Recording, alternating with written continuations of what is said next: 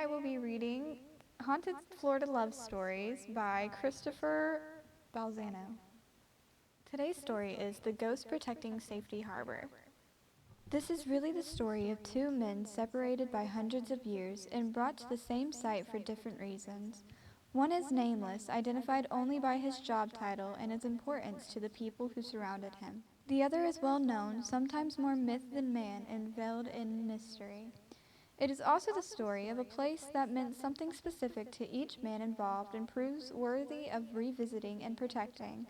The ultimate sign of love is to be willing to sacrifice yourself for the thing you have a passion for, to stand guard when that thing is in danger, and to risk your own life to keep it safe. Safety Harbor is one of those places, tucked away in another world, far from the twin ports of Tampa and St. Petersburg.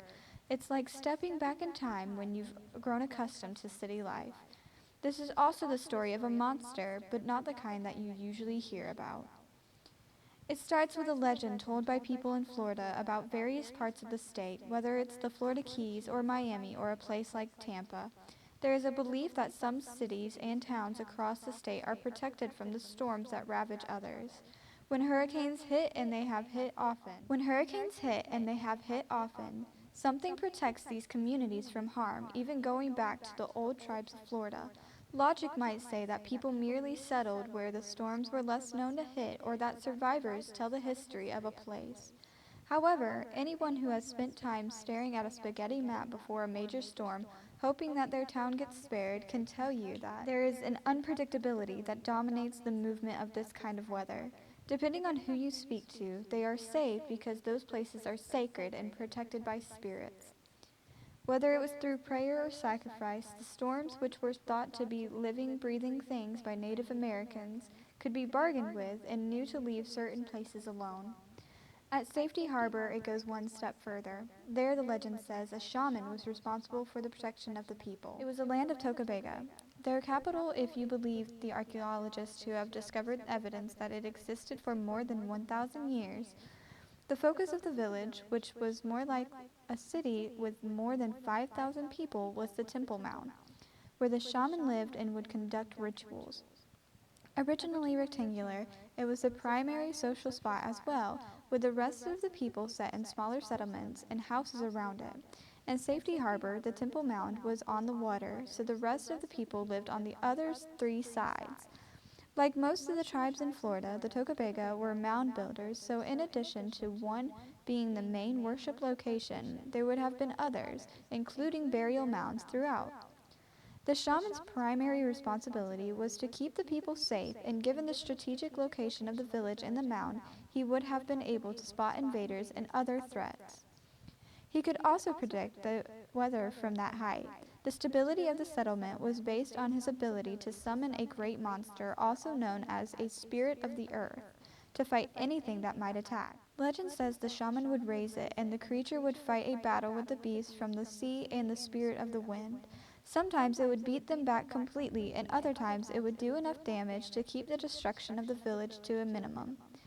They were never completely untouched by the storms, but the monster would always do enough to keep them safer than their neighbors. The story was known enough that other tribes would ask for protection from the Great Spirit. It was also feared enough that people thought twice before they attacked. Only the shaman could call the spirit, so he not only held an honored place among the people, but also had to choose who he would pass the information to before he died.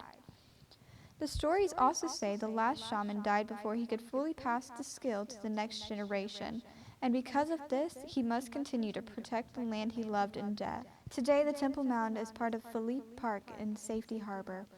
The village is gone, replaced by picnic tables and walking trails. The mound itself remains in smaller form, now more of a pyramid than a rectangle, but the other mounds have been unearthed and removed. There is a paved walkway on the top on the north side, and on the other three sides there is concrete and beautiful masonry stairs that weave from the base to the top. While not entirely honoring its original form, there is something respectful about how the final remaining mound is treated. Most people who spend their time might not know the full importance of the location, but many who do understand know the ghost stories associated with it.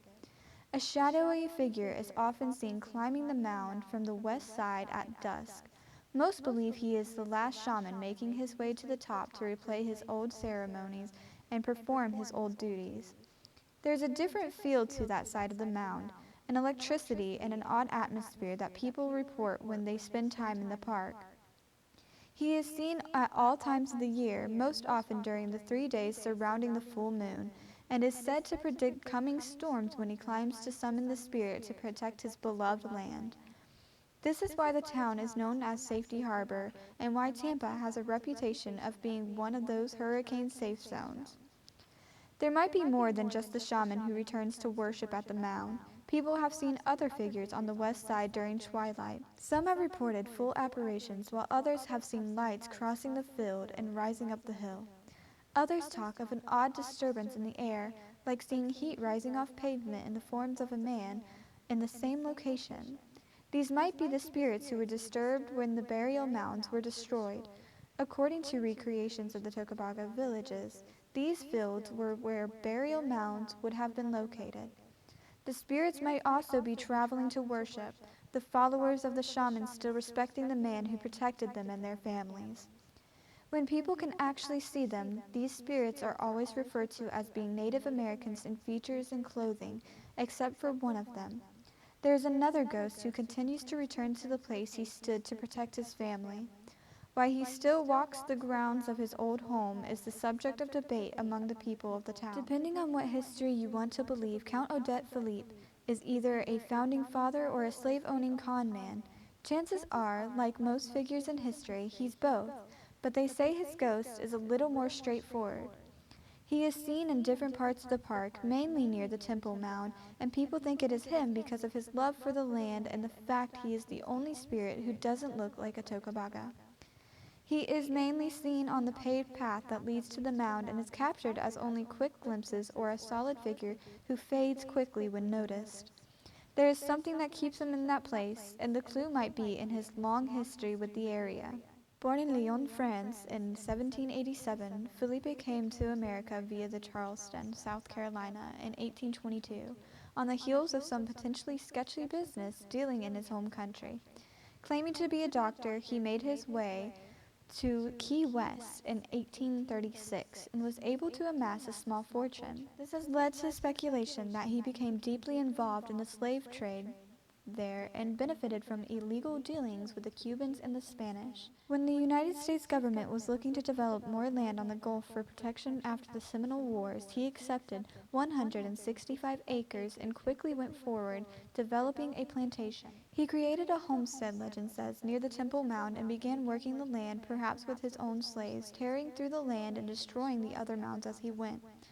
Most of this is a rumor, but it's worth noting that the landscape changed after his arrival, so it can only be assumed the sacred site's annihilation was due to his development. Over the next few years, he changed the economy of Florida itself, introducing the grapefruit to the state and bringing cigar making to the Gulf and making it one of the leaders in the industry of the state. Why he might be left on the land is as hard to pin down as what kind of person he really was. The first legend says he is cursed by the people whose own death he disturbed. He is forced to walk the grounds until they are all returned, and he must go to the Temple Mount to ask forgiveness of the shaman there.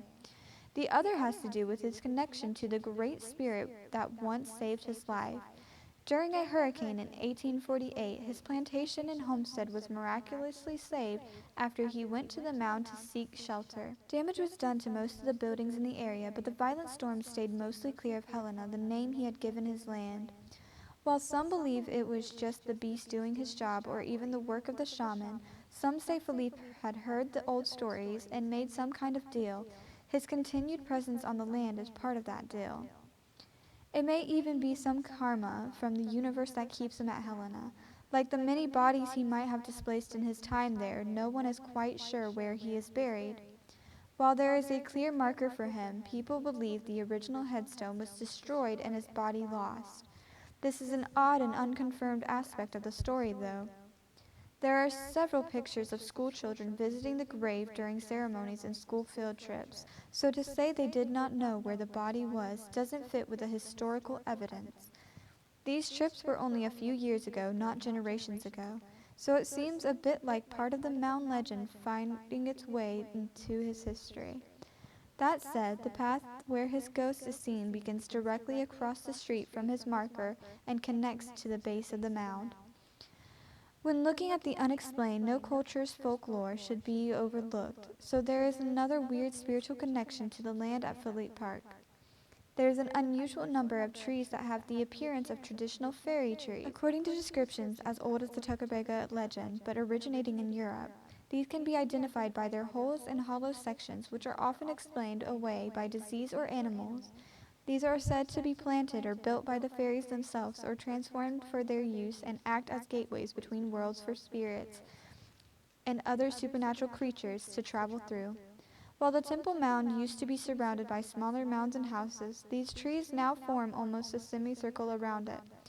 Their planting would be around the time of Felipe, or after, which means many of them are rooted in the soul, where the tribe's bodies once laid, and they act as a doorway for them to return to the Temple Mound. One is even built right into the mound, with a staircase twisting around it to preserve it.